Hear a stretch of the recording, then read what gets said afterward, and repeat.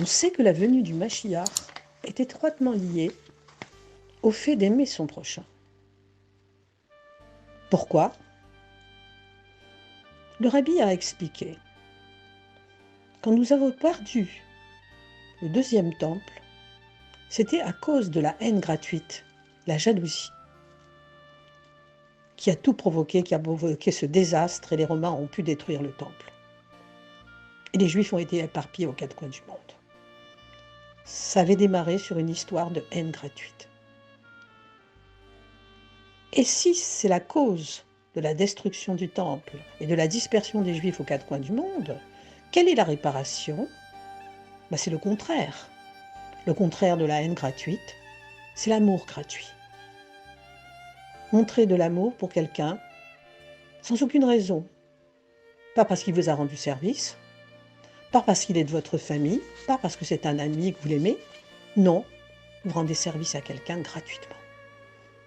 Quelqu'un que vous ne connaissez même pas, que vous ne rencontrerez pas, et vous lui faites du bien uniquement pour faire du bien, pour faire l'amour gratuit, et ça fait venir la Géoula et le Mashiach.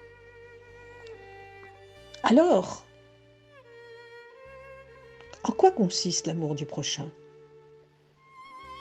Bien sûr, on peut aimer celui qui vous ressemble, celui qui est de votre famille, ou qui est un ami, ou qui a des affinités avec vous.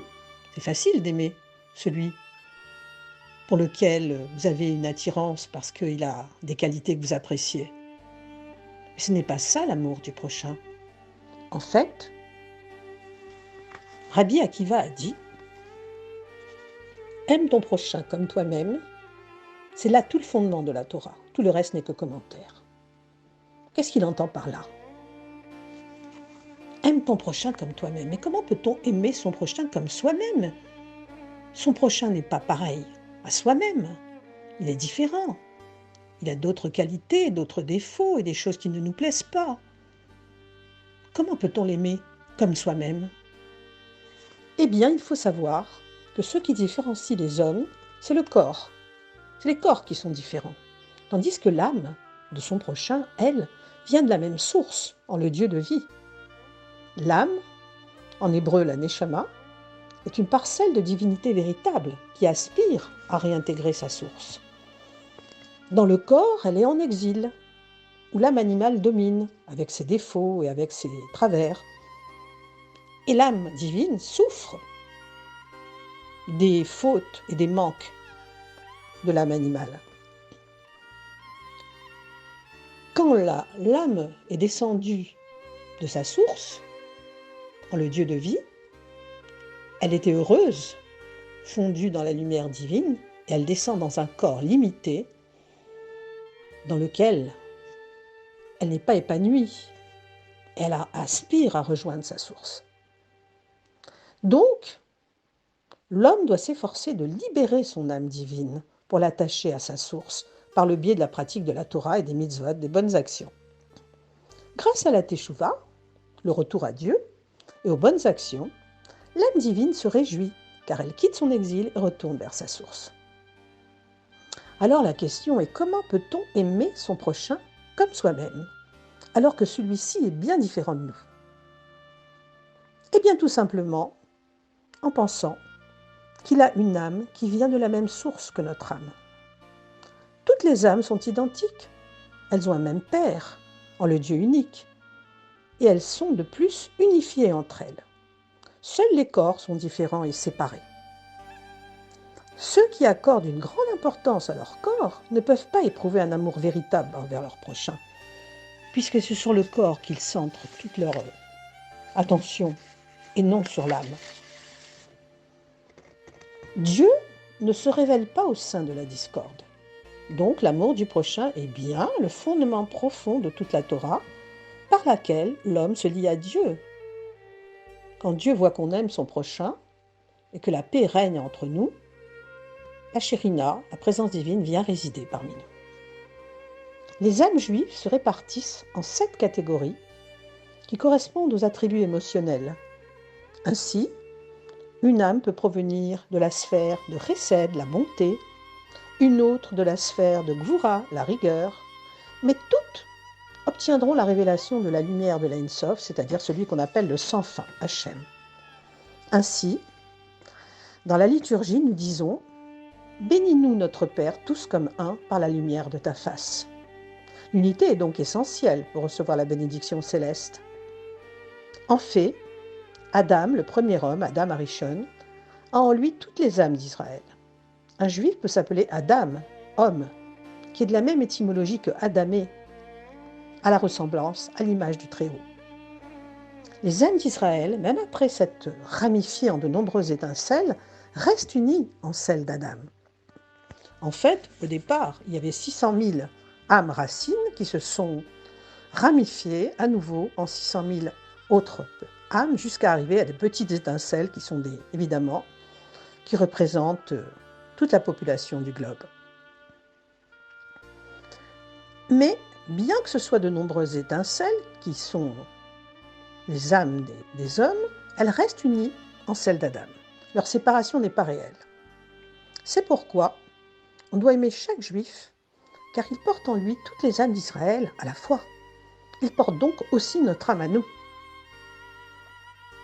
Le Baal Shem Tov a dit « Celui qui détient une parcelle de l'essence en détient la totalité. » En fait, l'autre est le miroir de sa propre personne.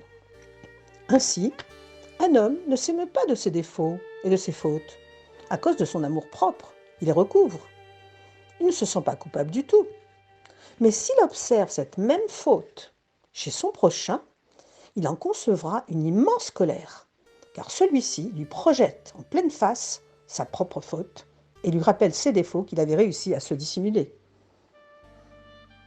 Quand on aime son prochain, les âmes s'unissent entre elles et forment un seul corps et provoquent l'unification du Saint béni soit-il et de sa Shérina, la Shérina qui est la reine, la source des âmes d'Israël. L'unité d'Israël montre que tous partagent une responsabilité mutuelle, car ils forment un corps unique qui a les 3 caractères suivants. D'abord, la perfection du peuple d'Israël nécessite tous ses composants, depuis vos chefs de tribu jusqu'à vos puiseurs d'eau, c'est ce qui est dit dans la paracha Nitzavim. Ensuite, chaque groupe apporte sa qualité propre à tous les autres, car tous les juifs ont besoin l'un de l'autre et ils se complètent. Enfin, l'unité la plus haute est celle qui montre que chaque juif est une partie intégrante du peuple d'Israël, par la pointe de judaïsme qu'il porte en lui, qu'il possède et qui est la même pour tous.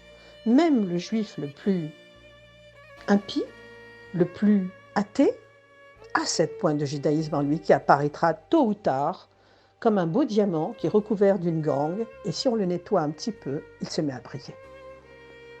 L'aspect essentiel du service de Dieu pendant la période de l'exil, surtout en cette période du talon du Mashiach, consiste justement à renforcer cette pointe de judaïsme. Il faut agir avec encore plus de détermination et aimer son prochain afin de réaliser l'unité d'Israël.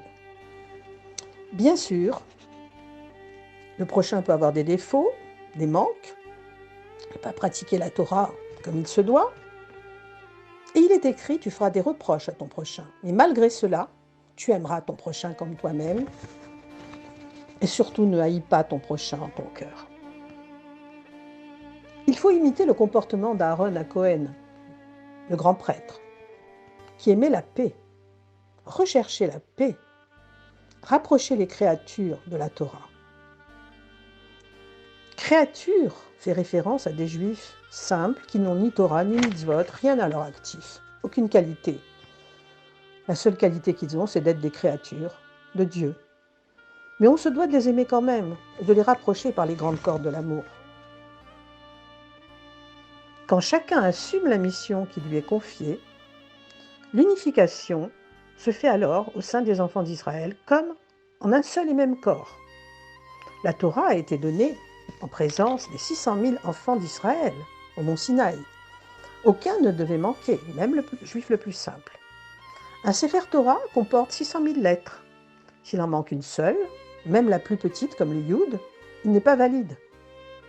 Chaque juif est une partie de l'essence, ce qui signifie Qu'en chaque partie se trouve la totalité, comme l'a dit le Baal Shem Tov.